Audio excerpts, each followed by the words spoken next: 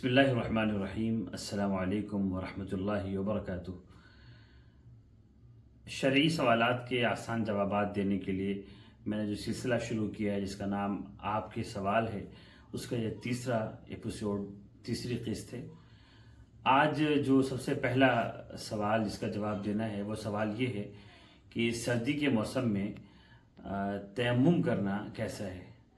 سردی سخت چل رہی ہے ان دنوں اور بہت سے علاقوں میں سردی بہت شدید پڑتی ہے کہ ایسے وقت میں نہانا پاک ہونے کے لیے یا وضو کرنا بڑا مشکل ہوتا ہے۔ تو شریعت نے تیمم کا ایک آپشن دیا ہوا ہے کہ اس میں پانی کا استعمال کرنے کی ضرورت نہیں ہوتی۔ تو یہ تیمم کرنے کی اجازت کیا سخت سردی کی وجہ سے تیمم کیا جا سکتا ہے غسل کی جگہ پر یا وضو کی جگہ پر، یہ سوال ہے۔ تو پہلے تو یہ ذہن میں رکھیں کہ جتنے زیادہ سخت حالات ہوں اس میں وضو کرنا، پاکی کا اہتمام کرنا یا نہانا اگر تقاضا ہو تو اس کا ثواب بڑھ جاتا ہے۔ عام دنوں کی بنسبت جب نہانا یا وضو کرنا پاک ہونے کے لیے مشکل لگے، ایسے وقت میں نہانا اور یا وضو کرنا یہ زیادہ ثواب کا باعث ہوتا ہے۔ حدیث شریف میں آتا ہے اسباغ الوضوء علی المکاری، جب وضو کرنا بہت سخت معلوم ہو اور ہمت نہ کرے ایسے وقت میں وضو کرنا یا نہانے کا اہتمام کرنا، یہ بہت زیادہ ثواب کا باعث ہے۔ جہاں تک مسئلے کا تعلق ہے تو یاد رکھیے صرف سردی کی وجہ سے تیمم کی اجازت نہیں ہو سکتی۔ تیمم کی اجازت اس وقت ہے جب انسان کو بیمار پڑ جانے کا ظن غالب ہو، یعنی زیادہ چانسز اس بات کے ہیں کہ اگر وہ وضو کرے گا یا نہائے گا پاکی حاصل کرنے کے لیے تو وہ بیمار پڑ جائے گا، زیادہ چانسز ہیں۔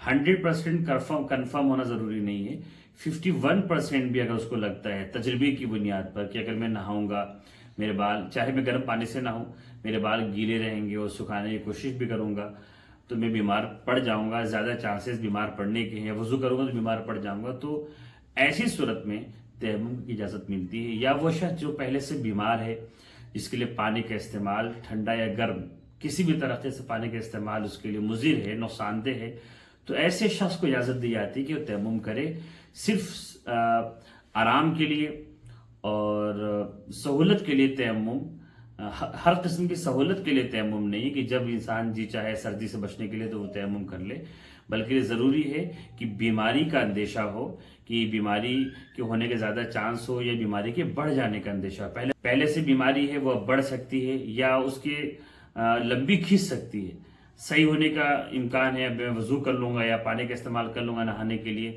تو زیادہ دیر میں صحیح ہوگی، تو ایسی صورت میں شریعت اجازت دیتی تیمم کرنے کی۔ دوسرا سوال یہ ہے کہ تیمم کا طریقہ کیا ہے۔ تیمم کا طریقہ یہ ہے کہ سب سے پہلے نیت ضروری ہے، پاک ہونے کی نیت۔ وضو میں نیت ضروری نہیں ہے۔ وضو میں اگر آپ نے ایک ڈبکی مار لی سوئمنگ پول میں یا آپ بارش میں بھیگ گئے اور آپ کے پاکی کی کوئی نیت نہیں تھی، وضو کا کوئی ارادہ نہیں تھا، آپ بارش میں بھیگ گئے اور وضو میں جن اعضاء کو، جس حصے کو دھلا جاتا ہے وہ دھل گیا تو وضو ہو جاتا ہے، نیت ضروری نہیں ہے۔ لیکن تیمم میں نیت ضروری ہے۔ پہلی چیز آپ کو یہ کام کرنا ہے کہ ایسی چیز ڈھونڈنی ہے جو یا تو مٹی ہو یا مٹی کی طرح ہو۔ مٹی کی طرح ہونے کا مطلب ہے ہر وہ چیز جو جلانے سے نہ تو گلے اور نہ جلے، یعنی گل کر پگھلے بھی نہیں اور جل کر راکھ بھی نہ ہو۔ جیسے ایک تو خود مٹی ہے یا پکی یا کچی اینٹیں یا سیمنٹ ہے، پتھر ہے، چٹان، چونا ہے، یہ وہ چیزیں ہیں جو مٹی کی جنس کی ہیں، مٹی جیسی ہیں۔ ان سب چیزوں سے آپ وضو کر سکتے ہیں۔ مثلا دیوار ہے کسی کی، اس پہ پلاسٹر ہے اور اس پہ اینٹ کی دیوار ہے یا زمین ہے، گرد کا ہونا ضروری نہیں ہے، صرف مٹی کا ہونا ہی ضروری نہیں ہے۔ پکی بھی اینٹ ہے، بالکل چکنی، اس پہ مٹی اور گرد کا نام و نشان نہیں ہے، تو ایسی چیز پر آپ ایک بار ہاتھ ماریں، دونوں ہتھیلیوں کو ایسے ماریں گے اور پورے چہرے پر مل لیں گے۔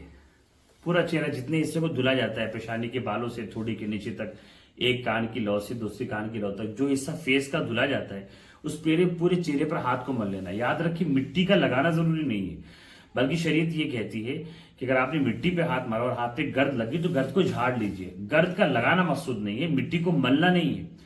ہاتھ پہ ذرہ برابر اگر آپ کی گرد نہیں لگی اور آپ نے ہاتھ اینٹ پہ مارا، چکنا اینٹ ہے، پتھر بالکل صاف ستھرا دھلا ہوا پتھر ہے، آپ نے دونوں ہاتھ مارا، ایک ذرہ بھی اس میں گرد نہیں لگی اور آپ پورے چہرے پہ مل لیں، دوبارہ پھر آپ ہاتھ ماریں اسی چیز پر اور پورے ہاتھ کو کوہنیوں سمیت، جہاں وضو میں جتنا دھلا جاتا ہے کوہنیوں سمیت مل لیں۔ اس طریقے سے ایک بار ایسے کر کے 3 بار کرنا بھی ضروری نہیں ہے، اس میں سنت نہیں ہے، ایسے کر لیں بس آپ کا تیمم ہو گیا۔ تو تیمم میں صرف 3 باتیں ہیں، ایک تو پاکی کی نیت ہو، اور دوسرے پورا چہرہ ملنا ہے ایک بار ہاتھ مار کے، اور تیسرے دوبارہ ہاتھ مار کر کے دونوں ہاتھوں کو کوہنی سمیت، کوہنی کو لے کر کے ملنا ہے۔ یہ ہو تیمم کا طریقہ۔ تیسرا سوال آج کا ہے کہ مونچھ رکھنا کیسا ہے؟ بہت سے لوگوں کو دیکھا جاتا ہے کہ وہ مونچھ رکھنے میں بڑے شوقین ہوتے ہیں، اور اگر وہ تھوڑا دینی ذہن کے ہے بھی تو کوئی انہیں تنبیہ کرے کہ شریعت میں مونچھ کاٹنا ہے تو کہتے ہیں کہ حضرت عمر رضی اللہ عنہ نے مونچھ رکھی تھی اس لیے میں مونچھ رکھ رہا ہوں۔ تو دیکھیں حدیث شریف میں اللہ کے رسول صلی اللہ علیہ وسلم ارشاد فرمائے کہ داڑھی کو بڑھاؤ، مونچھ کو چھوٹی کرو۔ حدیث شریف میں ہے کہ انسان کی فطرت ہے اور سنت ہے ہر شخص کے لیے کہ وہ ناخن کو کترے ہر ہفتے، بغل کے بال کو اکھاڑے اور مونچھ کو کترے۔ حدیث شریف میں بعض روایتوں میں الفاظ یہ ہیں کہ مونچھ کو بالکل صاف کر دے، یعنی اتنا کاٹو، اتنا باریک کاٹو کہ نظر نہ آئے، ایسا لگے کہ اسطورہ کسی نے چلا دیا۔ یہ ہے کہ چھوٹی رکھے۔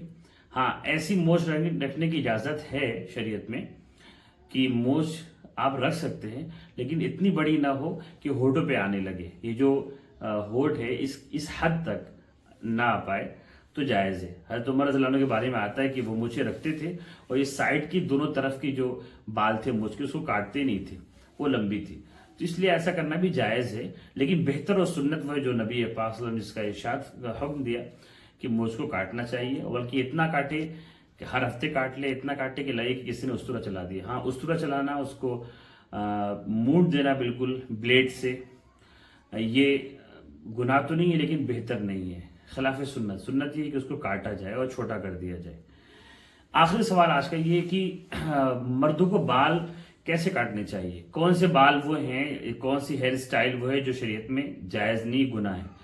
یاد رکھیں حدیث شریف میں آتا ہے کہ اترکو کلہ او احلقو کلہ، یا تو پورا بال رکھو یا پورا مڑا دو۔ ایسا نہ ہو جیسا کہ آج کل چلا ہوا ہے کہ سر کے کچھ حصے میں بال تو بڑے ہوتے ہیں، کچھ حصے میں چھوٹے ہوتے ہیں۔ چھوٹے بڑے بال کو قضا بولتے ہیں، اور حدیث شریف میں اللہ کے رسول صلی اللہ علیہ وسلم نے صاف طور پہ قضا بال سے یعنی چھوٹے بڑے بالوں سے منع فرمایا ہے۔ سائز ہر طرف کے بالوں کی ایک ہونی چاہیے، تھوڑا بہت فرق کا کوئی اعتبار نہیں ہے، لیکن جان بوجھ کے چھوٹا بڑا رکھنا جیسا کہ آج کل کا فیشن ہے وہ جائز نہیں ہے۔ سر کے سارے طرف کے بال برابر ہونے چاہیے۔ اب برابر بال انسان چھوٹے رکھے یا بڑے کندھے رکھے، اس کی اجازت ہے۔ کندھے سے زیادہ نیچے بال مردوں کے نہیں جانے چاہیے۔ اللہ تعالیٰ ہم سب کو شریعت پر عمل کرنے کی توفیق عطا فرمائے۔ السلام علیکم ورحمۃ اللہ وبرکاتہ۔